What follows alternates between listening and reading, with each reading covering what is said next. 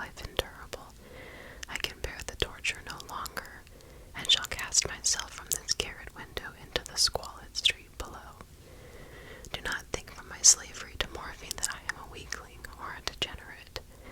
When you have read these hastily scrawled pages, you may guess, though never fully realize, why it is that I must have forgetfulness or death. It was in one of the most open and least frequented parts of the broad Pacific that the packet of which I was supercargo fell victim to the German sea raider. The Great War was then at its very beginning, and the enemy's navy had not reached its later degree of ruthlessness,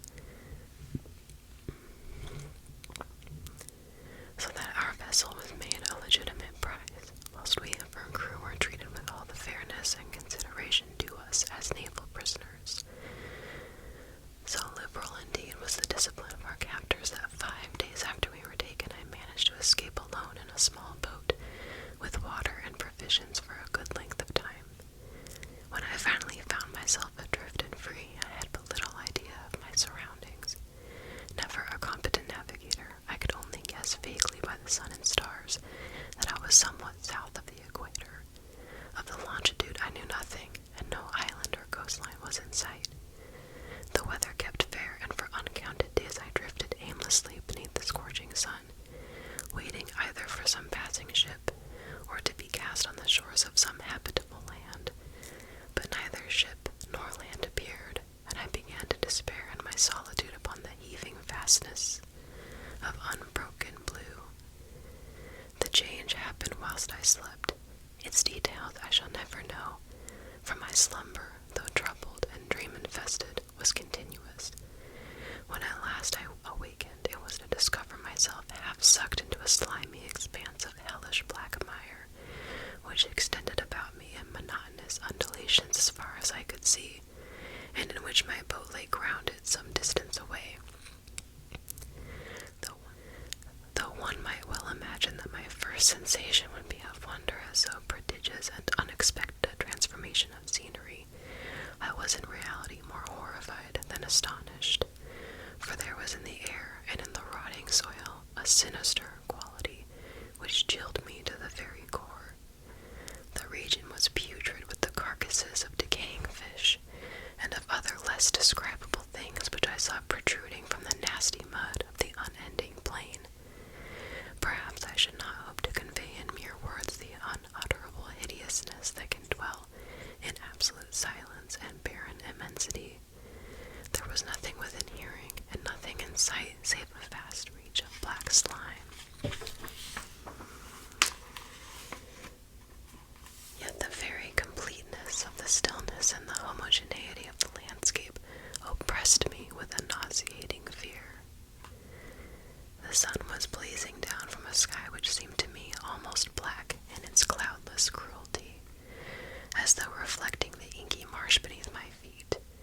As I crawled into the stranded boat, I realized that only one theory could explain my position. Through some unprecedented volcanic upheaval, a portion of the ocean floor must have been thrown to the surface, exposing regions which, for innumerable millions of years, had lain hidden under unfathomable watery depths. So great was the extent of the new land which had risen beneath me, that I could not detect the faintest noise of the surging ocean, strain my ears as I might, nor were there any sea-fowl to prey upon the dead things.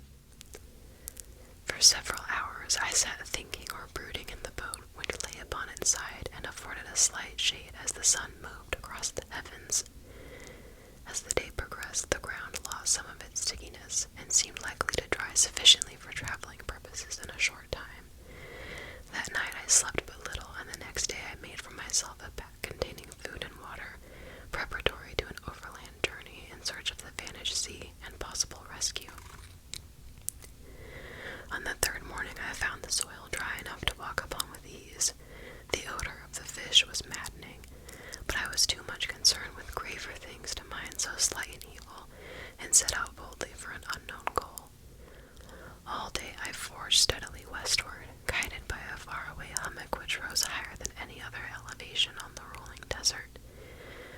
That night I encamped, and on the following day still traveled toward the hummock, though that object seemed scarcely nearer than when I had first espied it.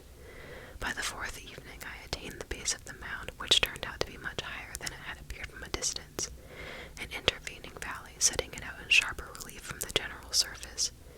Too weary to ascend, I slept in the shadow of the hill.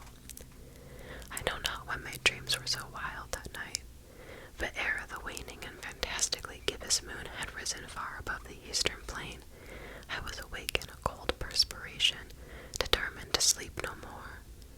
Such visions as I had experienced were too much for me to endure again, and in the glow of the moon I saw how unwise I had been to travel by day. Without the glare of the parching sun, my journey would have cost me less energy. Indeed, I now felt quite able to perform the ascent which had deterred me at sunset. Picking up my pack, I started for the crest of the eminence. I have said that the unbroken monotony of the rolling plain was a source of vague horror to me, but I think my horror was greater when I gained the summit of the mount and looked down the other side into an immeasurable pit or canyon, whose black recesses the moon had not yet soared high enough to illumine. I felt myself on the edge of the world, peering over the rim into a fathomless chaos of eternal night. Through my terror ran curious reminiscences of Paradise Lost, and of Satan's hideous climb through the unfashioned realms of darkness. As the moon climbed higher in the sky, I began to see that the slopes of the valley were not quite so perpendicular as I had imagined. Ledges and outcroppings of rock afforded fairly easy footholds for a descent, whilst after a drop of a few hundred feet, the declivity became very gradual.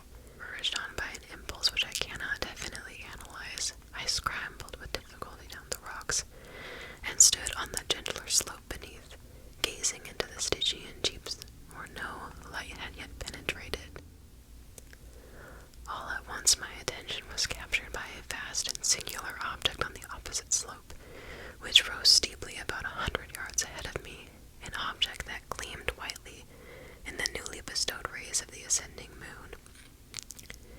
That it was merely a gigantic piece of stone, I soon assured myself, but I was conscious of a distinct impression that its contour and location were not altogether the work of nature. A closer scrutiny filled me with sensations I cannot express. For despite its enormous magnitude and its position in an abyss which had yawned at the bottom of the sea since the world was young, I perceived beyond a doubt that the strange object was a well-shaped monolith, whose massive bulk had known the workmanship and perhaps the worship of living and thinking creatures. Dazed and frightened, yet not without a certain thrill of the scientist's or archaeologist's delight, I examined my surroundings more closely. The moon, now near the zenith, shone weirdly and vividly above the towering steeps that hemmed in the chasm, and revealed the fact that a far-flung body of water flowed at the bottom, winding out of sight in both directions, and almost lapping my feet as I stood on the slope. Across the chasm, the wavelets washed the base of the cyclopean monolith, on whose surface I could now trace both inscriptions and crude sculptures. The writing was in a system of hieroglyphics unknown to me, and unlike anything I had ever seen in books, consisting for the most part of conventionalized aquatic symbols such as fishes, eels, octopi, crustaceans, mollusks, whales, and the like. Several characters obviously represented marine things which are unknown to the modern world, but whose decomposing forms I had observed on the ocean-risen plain. It was the pictorial carving, however, that did most to hold me spellbound. Plainly visible across the intervening water on account of their enormous size were an array of bas-reliefs whose subjects would have excited the envy of a Doré. I think that these things were supposed to depict men, at least a certain sort of men, though the creatures were shewn disporting like fishes in the waters of some marine grotto, or paying homage at some monolithic shrine which appeared to be under the waves as well. Of their faces and forms I dare not speak in detail, for the mere remembrance makes me grow faint. Grotesque beyond the imagination of a poet,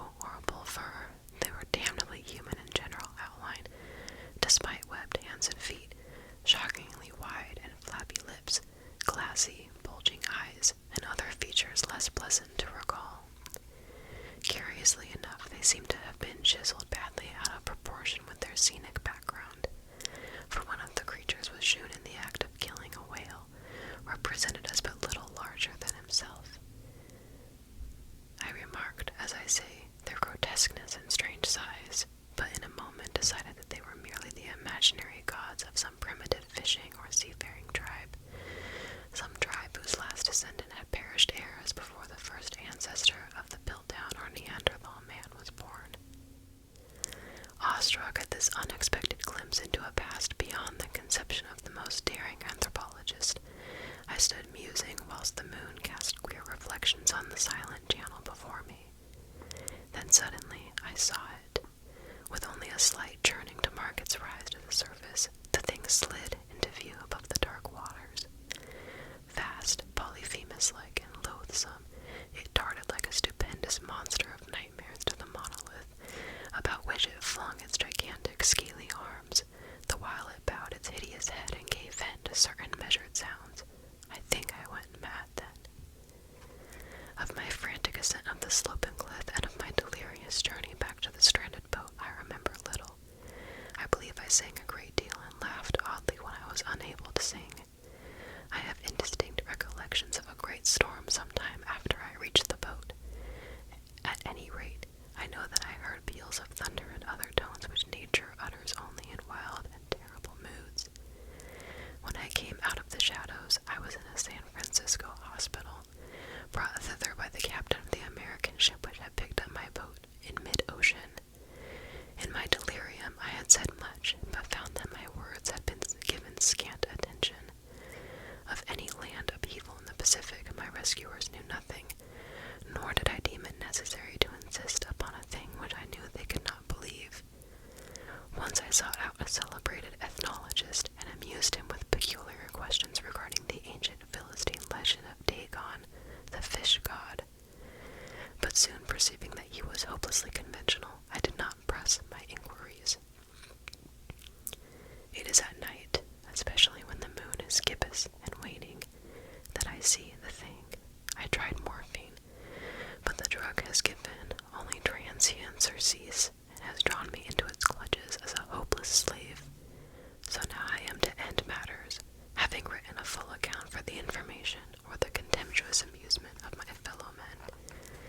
Often I ask myself if it could not all have been a pure phantasm, a mere freak of fever as I lay sun-stricken and raving in the open boat after my escape from the German man-of-war. This I ask myself, but ever does there come before me a hideously vivid vision in reply. I cannot think of the deep sea without shuddering at the nameless things that may at this very moment be crawling and floundering on its slimy bed, worshipping their ancient stone idols and carving their own detestable likenesses on submarine obelisks of water-soaked granite. I dream of a day when they may rise above the billows to drag down in their reeking talons the remnants of puny, war-exhausted mankind, of a day when the land shall sink and the dark ocean floor shall ascend amidst universal pandemonium. The end is near. I hear a noise at the door, as of some immense